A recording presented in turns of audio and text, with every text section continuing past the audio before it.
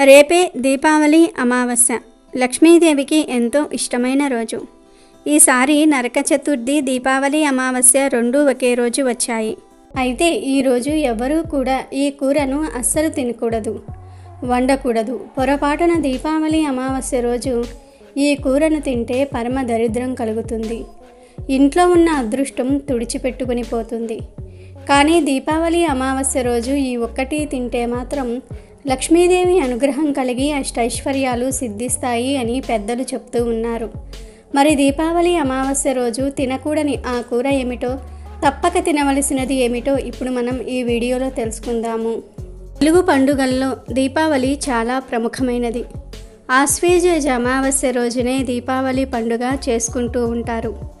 ఈరోజు సంధ్యా సమయంలో గోగు కర్రలకు గుడ్డ పీలికలతో కాగడాలు కట్టి వెలిగించి గుమ్మాల్లో నేల మీద కొడుతూ దిబ్బి దిబ్బి దీపావళి మళ్ళీ వచ్చే నాగుల చవితి, పుట్ట మీద జొన్న కర్ర పుట్టుకు దెబ్బ అని పాడుతూ ఉంటారు. గోగు కర్రల్ని ఎవరూ తొక్కని చోట వేసి తర్వాత వెనక్కి తిరిగి చూడకుండా కాళ్ళు కడుక్కొని లోపలికి వెళ్ళి శుభానికి మిఠాయి తింటూ ఉంటారు. ఇలా చేస్తే పిల్లలు ఆరోగ్యంగా ఎదుగుతారని నమ్మకం. తర్వాత ఇంటిని దీపాలతో అలంకరిస్తారు. ఆ దీపాలకు మట్టి ప్రమిదలు, నువ్వుల నూనె వాడటం మంచిది. లక్ష్మీదేవికి ఇష్టమైన నువ్వుల నూనెతో దీపాలు వెలిగిస్తే అమ్మ అనుగ్రహం లభిస్తుంది. ఈరోజు గుమ్మం, తులసి దగ్గర మాత్రం తప్పనిసరిగా మట్టి ప్రమిదలలో దీపాలు వెలిగిస్తారు. ప్రదోష సమయంలోనే లక్ష్మీదేవి పూజ చేయాలి. ధనలక్ష్మీ పూజ ఈరోజు చేస్తే ధనధాన్యాలు, అష్టైశ్వర్యాలు సంప్రాప్తిస్తాయి.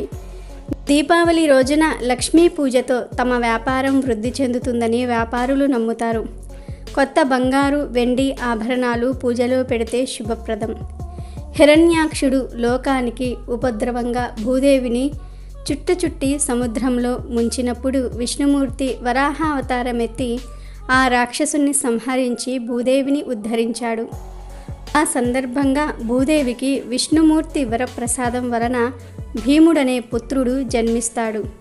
అతనే దుర్మార్గుడైన నరకాసురునిగా పేరొందాడు. లోకుల కోరిక మేరకు ఆ దుర్మార్గుణ్ణి శ్రీకృష్ణుడు సత్యభామ సమేతంగా వెళ్ళి సంహరించిన పర్వదినమే నరక చతుర్దశి. ఆ మరునాడు దీపావళి పండుగ. నరకుడు ప్రాజ్ఞోతిషపురం రాజధానిగా కామరూప రాజ్యాన్ని పరిపాలిస్తూ ఉండేవాడు. భూమాత తన కుమారుడిని రాక్షస తత్వానికి దూరంగానే పెంచింది. దురదృష్టవశాత్తు నరకుడు అసుర ప్రభావంలో పడి ఘోర తపస్సు చేసి అనేక వరాలు పొందాడు. తనకు తన తల్లి చేతిలో తప్ప మరణం సంభవించకూడదని కూడా వరం పొందాడు. స్వయాన తన తల్లే తనను చంపదని అతని ధీమా. ఆ వరగర్వంతో అతను గావించిన దుష్కార్యాలు పరాకాష్ఠకు చేరి దేవతలను తీవ్ర అశాంతికి గురి చేశాయి. ఒకసారి నరకాసురుడు మదపుటేనుగు రూపంలో విశ్వకర్మ పుత్రికను చెరబట్టాడు. వీరు వారన్న విచక్షణ లేకుండా గంధర్వ, దేవ, మానవ కన్యలను అపహరించి తన అంతఃపుర పంజరంలో బంధించడం ఇతనికొక వ్యసనంగా మారింది. ఇతని దౌర్జన్యాలు అంతటితో ఆగక చివరకు ఇంద్రునిపైకి కూడా దండెత్తి ఆయన అధికార ముద్రను అపహరించటంతో ఈ అసుర ప్రముఖుని దురంతం పరాకాష్ఠనందుకుంది. ఇంద్రుడు ఆపద రక్షకుడైనటువంటి శ్రీకృష్ణుని శరణు వేడగా గోపాలుడు నరకునిపై దండెత్తాడు. అయితే నరకాసురుని విషపు బాణానికి శ్రీకృష్ణుడు క్షణం పాటు నిశ్చేష్టుడయ్యాడు.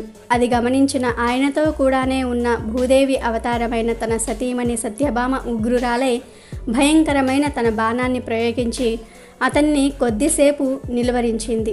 ఆ తరువాత కృష్ణుడు మేల్కొని నరకుడిపై సుదర్శన చక్రాన్ని ఉపయోగించి అతడి కంఠాన్ని ఖండించి వేశాడు. వాడి పీడను వదిలించాడు. ఆ విధంగా ఆశ్వేజ బహుళ చతుర్దశి నాడు లోకకంటకుడైన నరకుడి మరణం సంభవించింది. తన పుత్రుని పేరైనా కలకాలం నిలిచి ఉండేలాగా చేయమని సత్యభామ ప్రార్థించటంతో ఆ రోజు నరక చతుర్థిగా పిలువబడుతుందని వరం ప్రసాదిస్తాడు శ్రీకృష్ణుడు. నరకుని చెర నుండి సాధుజనులు 16,000 మంది రాజకన్యలు విడిపించబడ్డారు. ధర్మం సుప్రతిష్టమైంది. నరకాసురుని పీడ వెరగడైనందున సంతోషంతో ఆ మరుసటి రోజు ప్రజలు సంబరాలు జరుపుకుంటారు. ఈ సంబరాలు జరుపుకునే రోజు అమావాస్య కావటంతో చీకటిని ప్రారదోలుతూ ప్రజలు దీపాలతో తోరణాలు వెలిగించి బాణాసంచా కాల్చి వేడుక చేసుకున్నారు. కాలక్రమంలో అదే దీపావళి పర్వదినంగా మారింది. దీపావళి అమావాస్య రోజు ఇంటిల్లిపాది అభ్యంగన స్నానం చేసి చిన్నపిల్లలకు పెద్దవారు హారతులు ఇచ్చి ఆశీర్వదించాలి.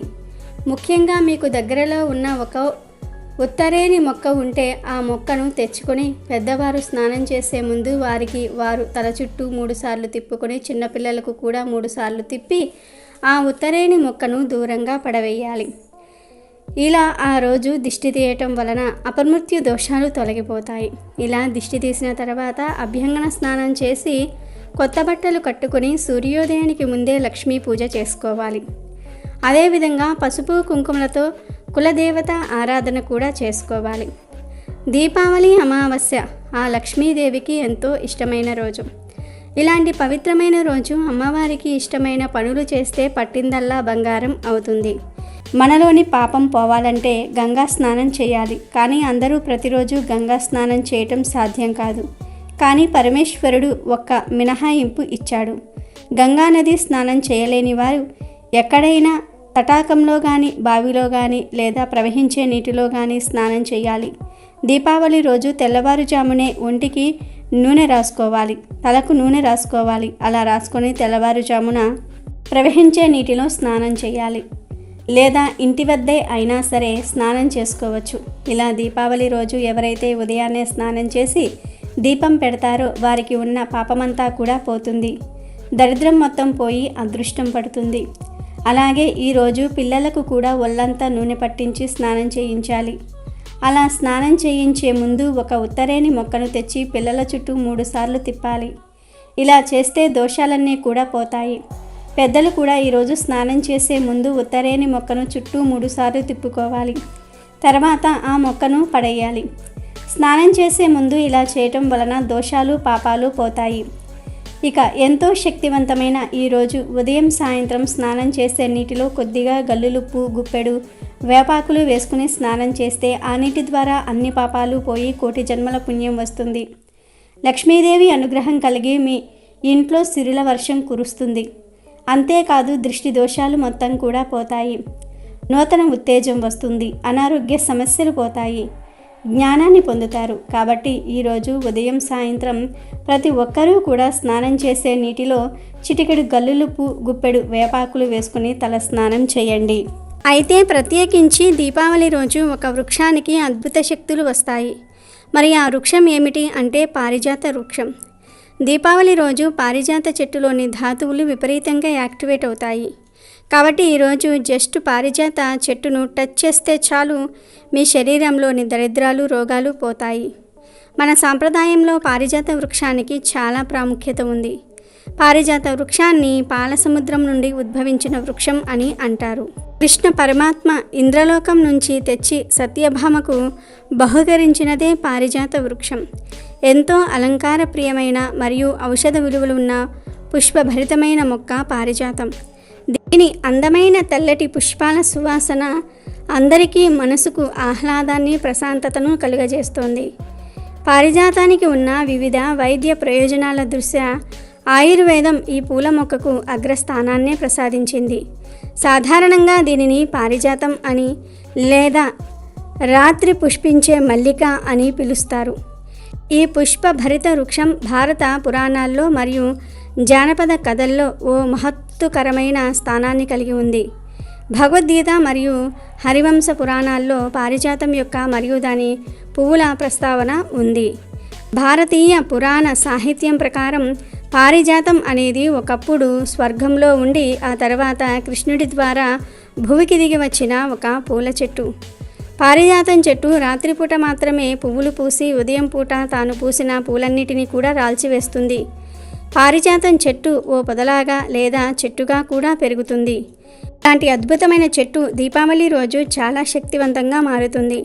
కనుక దీపావళి రోజు అందరూ కూడా ఈ చెట్లను తాకితే చాలు విపరీత రాజయోగం పడుతుంది. ఈరోజు మీకు దగ్గరలో పారిజాత వృక్షం ఎక్కడ ఉంటే అక్కడకు వెళ్ళి ఆ చెట్టును జస్ట్ తాకండి చాలు, మీ కష్టాలు సమస్యలు పోతాయి.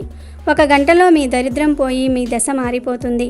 తరతరాలకు తరగని ఆస్తి వస్తుంది. అష్టైశ్వర్యాలు సిద్ధిస్తాయి అని శాస్త్రం చెప్తోంది. ఇంట్లో పారిజాత చెట్టును పెంచుకునేవారు కూడా ఇలా చేసుకోవచ్చు. ఈరోజు మీకు ఎక్కడ పారిజాత చెట్టు కనిపించినా ఆ చెట్టు దగ్గరకు వెళ్ళి కొన్ని నీళ్లు సమర్పించండి. తర్వాత చెట్టుకు నమస్కారం చేసుకొని 11 సార్లు ఆ చెట్టును తాకండి. అలా తాకేటప్పుడు మీ కోరికను చెప్పుకుంటే ఆ కోరిక కూడా త్వరలోనే తీరిపోతుంది. ఇలా చేసిన తర్వాత ఆ పారిజాత చెట్టు దగ్గర కాసేపు అంటే ఒక 5 నిమిషాలు కూర్చొని మీ ఇంటికి వెళ్ళిపోండి. ఇదంతా కూడా చేయలేని వారు కనీసం 11 సార్లు చెట్టును తాకి కాసేపు ఆ చెట్టు క్రింద కూర్చున్నా చాలు. 1 గంటలో మీ దశ మారిపోతుంది. తరతరాలకు తరగని ఐశ్వర్యం వస్తుంది.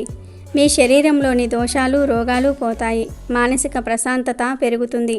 శరీరానికి నూతన తేజం వచ్చేస్తుంది. కాబట్టి మీరు కూడా దీపావళి రోజు మర్చిపోకుండా ఈ చెట్టును తాకి శుభాలను పొందండి.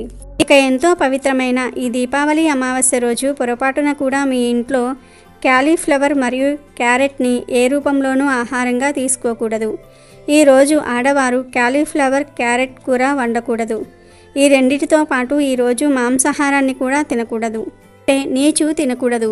గుడ్లు, మాంసము, చేపలు, రొయ్యలు, పీతలు ఇలాంటివేమీ కూడా ఈరోజు తినకూడదు. క్యాలీఫ్లవర్, క్యారెట్, నాన్ వెజ్ ఈ మూడింటిని ఈరోజు ఏ రూపంలోనూ తినకూడదు. కూర వండుకొని కూడా తినకూడదు. కాదని తింటే అడుక్కునే స్థాయికి పోతారు. 7 జన్మల దరిద్రం చుట్టుకుంటుంది. పరమ దరిద్రం కలుగుతుంది. అష్ట కష్టాల పాలవుతారు. లక్ష్మీ కటాక్షాన్ని కూడా కోల్పోతారు. కనుక అందరూ కూడా ఈరోజు ఆహారం విషయంలో ఈ నియమాలను పాటించండి. క్యాలీఫ్లవర్, క్యారెట్ మాంసాహారం అంటే నాన్ వెజ్ తినకుండా జాగ్రత్తగా ఉండండి. ఇక దీపావళి రోజు తప్పకుండా ప్రతి ఒక్కరూ కూడా ఇంట్లో ఈ పదార్థం వండుకొని తినాలి. అదేమిటంటే దీపావళి రోజు ఇంట్లో వారందరూ కూడా లక్ష్మీదేవిని పూజించి ఆ పూజలో ఏదైనా ఒక తీపి పదార్థాన్ని ఉంచి అంటే పొంగలి లేదా పాలతో చేసిన స్వీట్స్ ఉంచి లక్ష్మీదేవి దగ్గర నైవేద్యం పెట్టి ఆ పదార్థాలను ఇంట్లో వారందరూ కూడా ప్రసాదంగా తినాలి. ఇలా దీపావళి రోజు ఎవరైతే చేస్తారో వారి ఇంట్లో అందరికీ లక్ష్మీదేవి అనుగ్రహం కలిగి అష్టైశ్వర్యాలు సిద్ధిస్తాయి. ఈరోజు బయటి వ్యక్తులకు ఒక్కరికైనా సరే స్వీట్స్ పెడితే చాలా మంచిది. దీపజ్యోతిని పరబ్రహ్మ స్వరూపంగా మనోవికాసానికి, ఆనందానికి, నవ్వులకు, సజ్జనత్వానికి, సద్గుణ సంపత్తికి నిదర్శనంగా భావిస్తారు. దీపావళి నాటి దీపకాంతి సహస్ర సూర్యకాంతికి మించిందని శాస్త్రం చెప్తోంది. ఆ రోజు ఆవు నెయ్యితో లేదా నువ్వుల నూనెతో దీపారాధన చేస్తే లక్ష్మీ కటాక్షం కలుగుతుంది. ఎందుకంటే దీపంలో లక్ష్మీదేవి ఉంటుంది. ఇక శాస్త్రీయ కోణంలో చూసిన దీపావళికి చాలా ప్రాధాన్యత ఉంది. వర్షాకాలం తర్వాత వచ్చే పండుగ దీపావళి. వర్షాల కారణంగా నీళ్లు ఎక్కడ పడితే అక్కడ నిలిచిపోయి క్రిమికీటకాలు బాగా వృద్ధి చెందుతాయి. వాటి వల్ల ప్రజలు అనారోగ్యం పాలవుతూ ఉంటారు. ఇలాంటి పరిస్థితుల్లో ఆరుబయట దీపాలు వెలిగించటం వల్ల చాలా కీటకాలు వెలుగుకు ఆకర్షితమై దీపంలో పడి చనిపోతాయి. ఇక దీపావళి నాడు కాల్చే టపాసులు, మతాబులు, వాటి నుంచి వచ్చే పొగ, దోమలు మొదలైన వాటిని మట్టు పెట్టేస్తాయి. దీపావళి రోజు లక్ష్మీదేవి ఉద్భవించింది. అందుకే ఈరోజు సాయంత్రం సకల ఐశ్వర్యాలను, అష్టైశ్వర్యాలను ప్రసాదించే లక్ష్మీదేవికి హిందువులు ప్రత్యేక పూజలు చేస్తారు. కౌరవులు సాగించిన మాయాజూదంలో ఓడిపోయిన పాండవులు 13 ఏళ్లు వనవాసము, 1 సంవత్సర కాలం అజ్ఞాతవాసం సాగించి తమ రాజ్యానికి తిరిగి వస్తారు. ఆ సందర్భంగా ప్రజలు దీపాలు వెలిగించి వారికి స్వాగతం పలుకుతారు. అలాగే గ్రామీణ ప్రాంతాలలో పంట చేతికి వచ్చే సందర్భాన్ని పురస్కరించుకొని అన్నదాతలు దీపావళి పండుగను చేసుకుంటూ ఉంటారు. మంచి పంట దిగుబడిని అందించినందుకు ఇష్టదైవానికి కృతజ్ఞతగా ప్రత్యేక పూజలు చేసి పండుగ జరుపుకుంటూ ఉంటారు. ఇలా దీపావళి పండుగ జరుపుకోవడానికి అనేక కారణాలు ఉన్నాయి. అనేక కథలు ప్రచారంలో ఉన్నాయి.